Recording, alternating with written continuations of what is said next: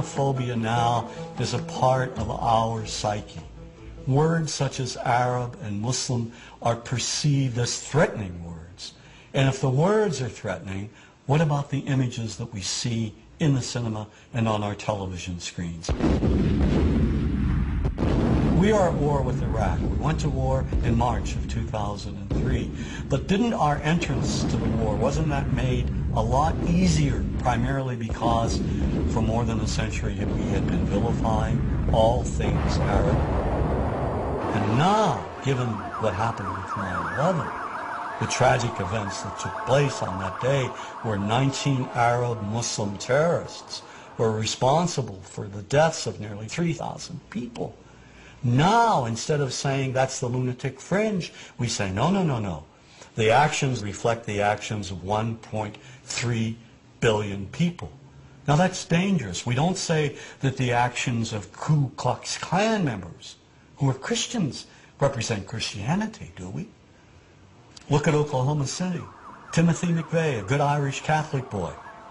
Do we say all Irish Catholics are terrorists? No one knew McVeigh's religious beliefs, where he went to church, or his ethnic background.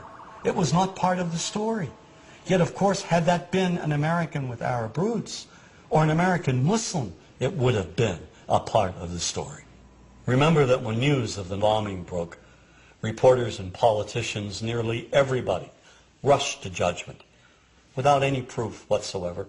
A U.S. government source told CBS News that it has Middle East terrorism written all over it. The attack in Oklahoma City appears to have a familiar mark. This was done with the attempt to inflict as many casualties as possible. That is a Middle Eastern trait. The fact that it was such a powerful bomb in Oklahoma City immediately drew investigators to consider deadly parallels that all have roots in the Middle East. ABC News has learned that the FBI has asked the U.S. military to provide up to 10 Arabic speakers to help in the investigation.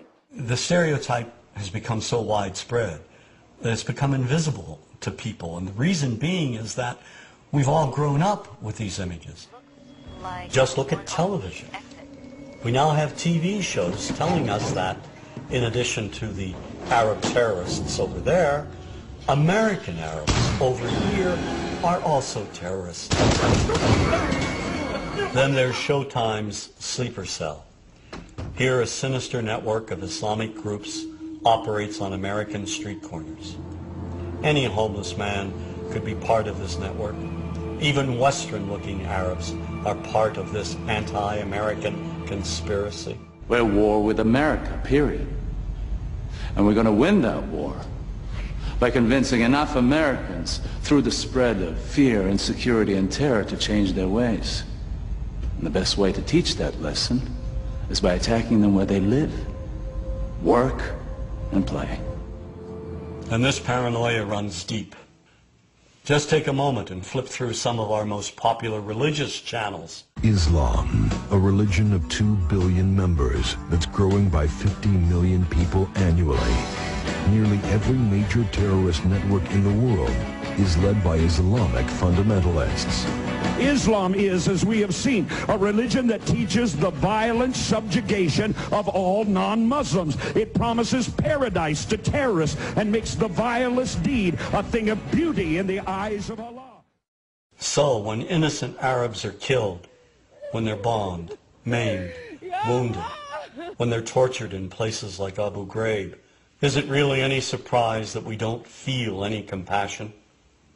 Or worse, make light of it? This is no different than what happens at the Skull and Bones initiation, and we're going to ruin people's lives over it, and we're going to hamper our military effort. You ever heard of emotional release? You ever heard of need to blow some steam off? Well, yeah, sort of like hazing, a fraternity prank, sort of like that kind of fun. But the point is, everybody's been saying that this came from the top. We don't care about them. We've been preconditioned to think that those innocent civilians, clones of Al-Qaeda and Saddam Hussein, are one and the same and do not merit our sympathy, our understanding. And that's very dangerous. According to the FBI, hate crimes in America targeting Muslims or people who just appear to be Middle Eastern surged in the aftermath of 9/11. Since 9/11, if you are an Arab American or a Muslim American, and you go to an airport, you're automatically profiled. Numerous thousands of Muslim Americans were rounded up and detained without due process. Many people, particularly immigrants, lost their jobs. This college student who asked not to be identified says a recent meeting with police left him feeling like a criminal. I was just very scared, anxious, nervous, and I just wanted to get it over with. He was one of several thousand men of mostly Arab descent who were interviewed. So there is this cloud, you know, with the hate crimes, with the profiling, with being rounded up. Again, I think this illustrates the power of film, that in spite of the reality, in spite of the material that we know to be true, we still embrace the mythology. The mythology is still a part of our psyches. Stereotypes take a long time to wither away. And for many of us, we're comfortable with our prejudices. We don't want to change. We've grown accustomed to this face.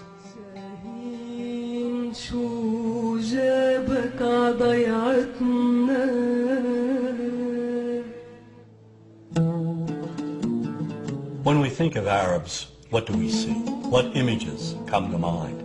Do we see actual people?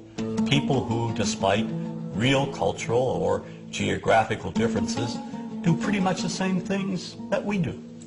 When we think of Arab women, what images come to mind? Do we see women who laugh and play and who adore their children? Women who work in the home as well as outside? Would it come as a surprise to know that in many Arab countries, a majority of college students are actually women? What's our immediate image of Arab men?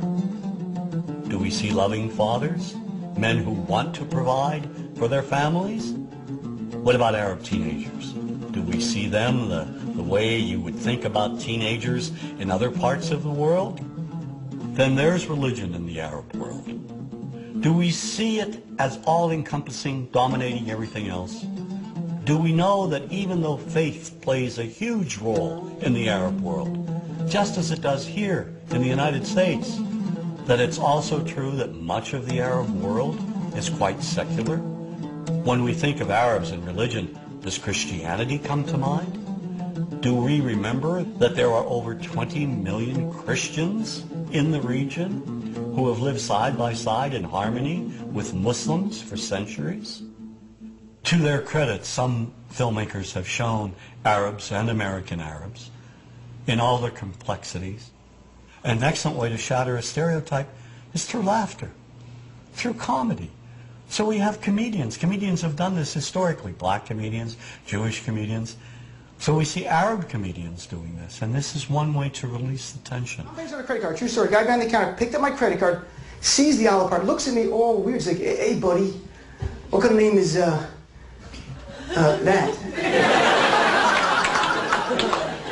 I'm like, well sir, it's an Arabic name. He goes, what does this mean? So I'm like, well translate it to English. It means peaceful, friendly Arab. But he's not happy because, what Arab country is your family from? So I tried the most peaceful, popular one that he would like. So I'm like, we're from the same Arab country that Aladdin is from. To his credit, Michael Moore in Fahrenheit 9/11 in the DVD includes a scene with this comedy coming out. My name really is Ahmed, and I can't fly anywhere. All you white people have it easy. You guys get to the airport like an hour, 2 hours before your flight. Takes me a month and a half. Security's gotten so bad now I just show up to the airport in a G-string. I'm like, how you guys doing? The character I read for was terrorist number 4.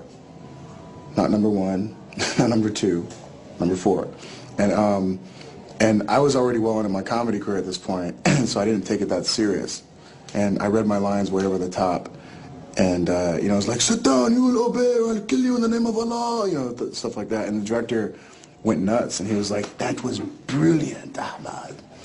Let me see you do it again, but this time with more, you know, Arab, you know how your people are very, you know, he's trying to say that we're angry, and I was just like, okay, angry, is that what you want? Yes, yes. So I did it one more time, and I got a call the next morning that they want to use me in this movie.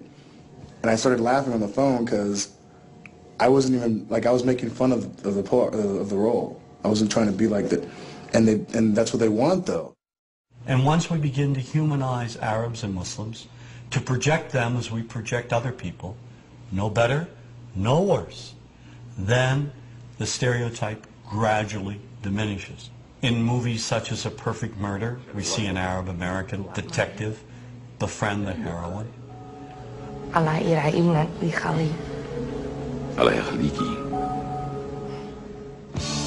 Then there's Three Kings, a movie I served as a consultant on.